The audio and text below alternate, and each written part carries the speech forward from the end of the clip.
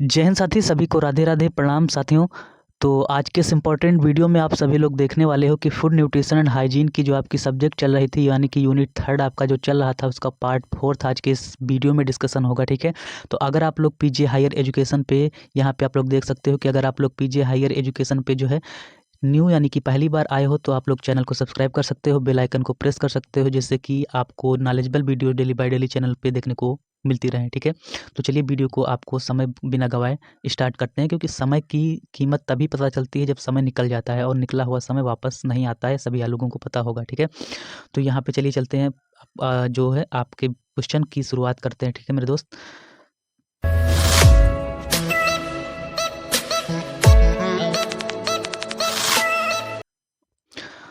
तो दोस्त आपका यहाँ पे देखो, पार्ट 4 में 75 नंबर। अब आप लोग कह रहे होंगे कि सर पार्ट 3 में तो आपने 63 नंबर तक के क्वेश्चन जो है करवाए थे, फिर 64 से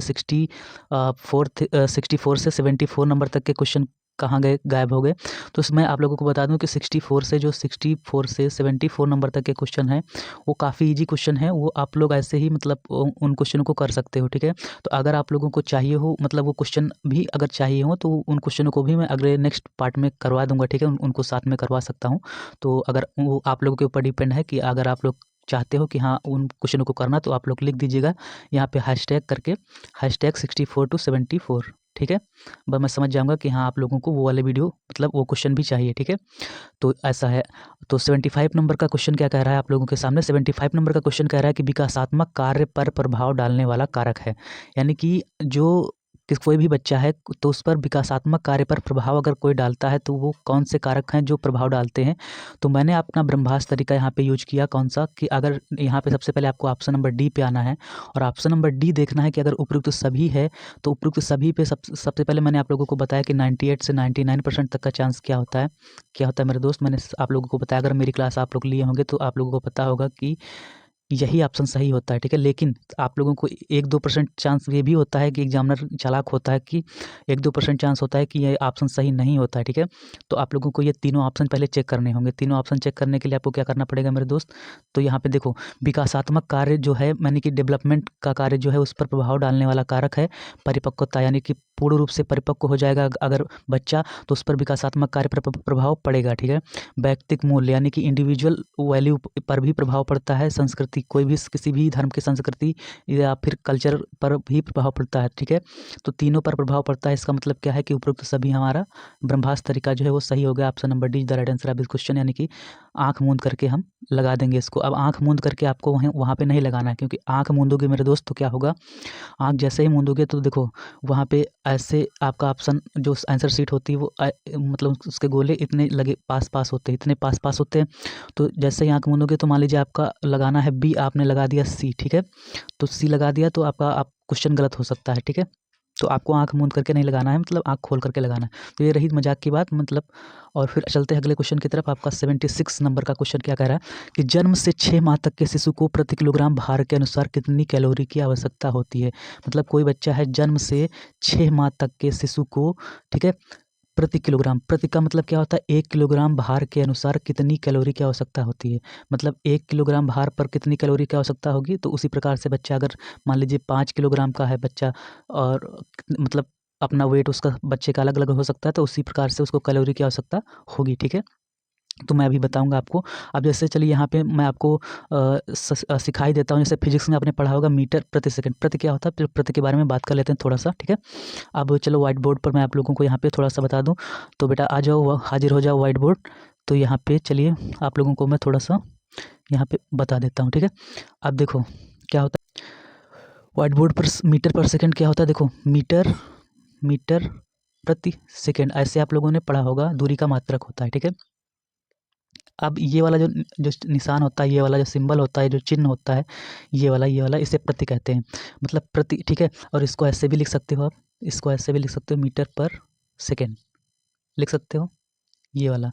ठीक है, बट्टे जिसे कहते हो, बट्टे या अपान कहते हो। ठीक है, इंग्लिश मीडियम या फिर, ठीक है, जो भी कहते हो आप लोग, क्या कहते हो इसको, कमेंट सेक्शन में कमेंट करके लिखिएगा।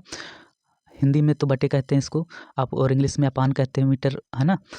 और मीटर पर सेकेंड पर भी कहते हैं इसको। ठीक, और तो इसी प्रकार से, मतलब कहने का मतलब है कि 1 सेकंड में, पर का मतलब क्या, प्रति मतलब एक सेकेंड में चली गई, कितने मीटर आपने दूरी तय की है उसी को हम यहाँ पे दूरी बोलते हैं, ठीक है। या किलोमीटर पर घंटा हो जाएगा, किलोमीटर पर आवर, तो 1 घंटे में कितने किलोमीटर आपने दूरी तय की। तो वो दूरी मैं यहाँ पे नहीं पढ़ा रहा, मैं आप लोगों को समझा रहा था इसके बारे में पर क्या होता है, ठीक है। तो आप चलिए लौट चलते हैं अपने वापस वहाँ पे।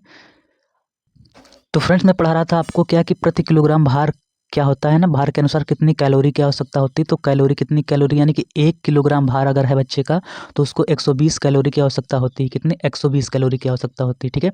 तो मान लीजिए बच्चा अगर 5 किलोग्राम का है तो 5 को 120 से हम मल्टीप्लाई कर देंगे, है ना। 5 × 120 तो कितना हो जाएगा, 12 पंचे 60 यानी कि 600 कैलोरी की आवश्यकता होगी। यानी कि 5 किलोग्राम का बच्चा है तो उसको हम क्या करेंगे, 600 कैलोरी देंगे हम, ठीक है।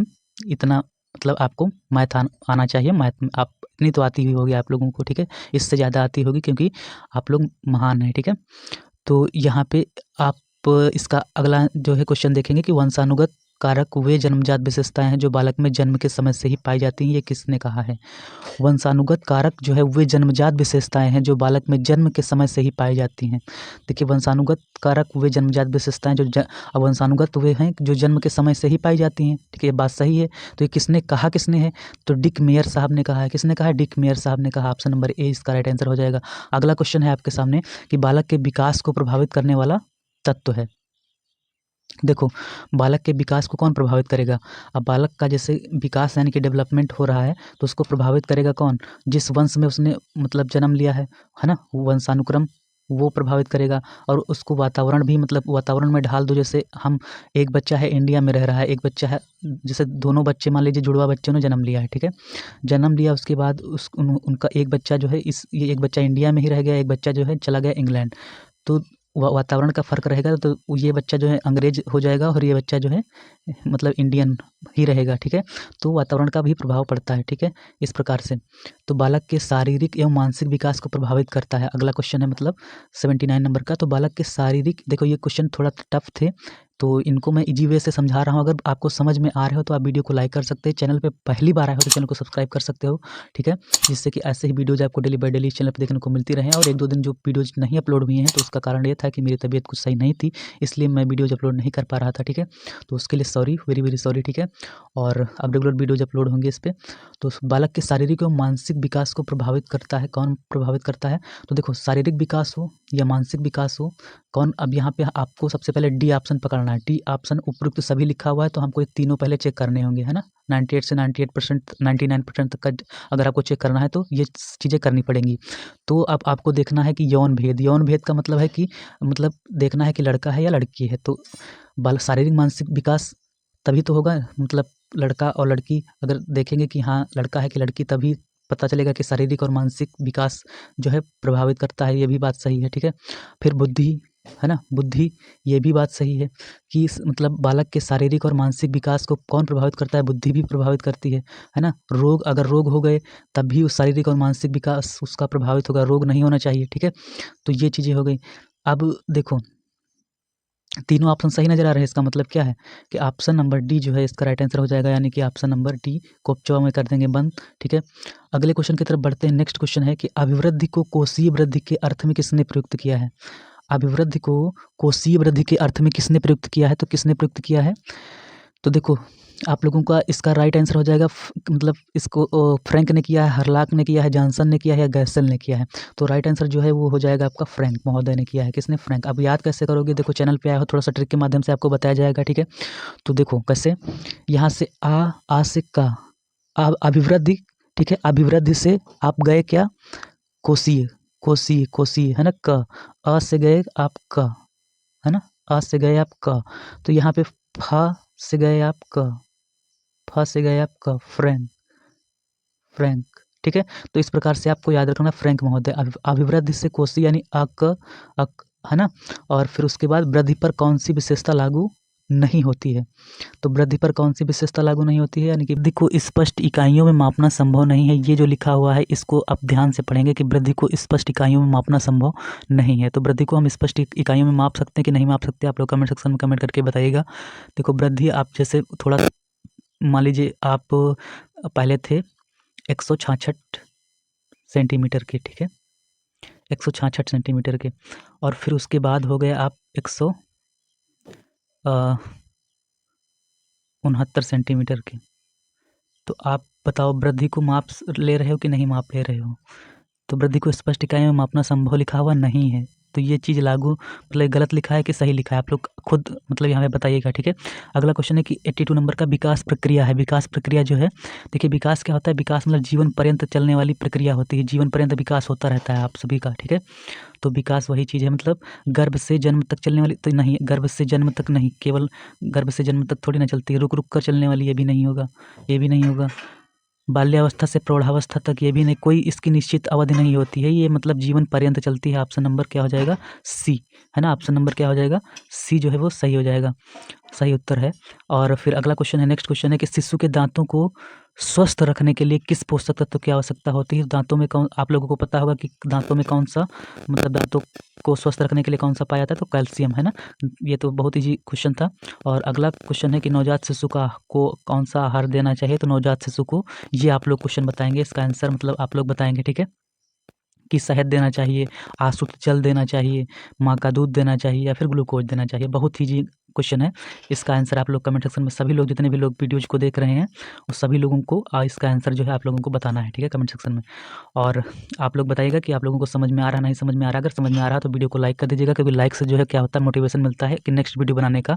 और हम लोग के लिए लाइक ही एक सबसे बड़ी चीज़ होती है, और नेक्स्ट वीडियो बनाने के लिए एक मोटिवेशन मिलता है, और नेक्स्ट वीडियो बनाने के लिए एक मोटिवेशन टाइप में अच्छे से एक ऊर्जा मिलती है, ठीक है, कह सकते हो, है ना, एनर्जी मिलती है।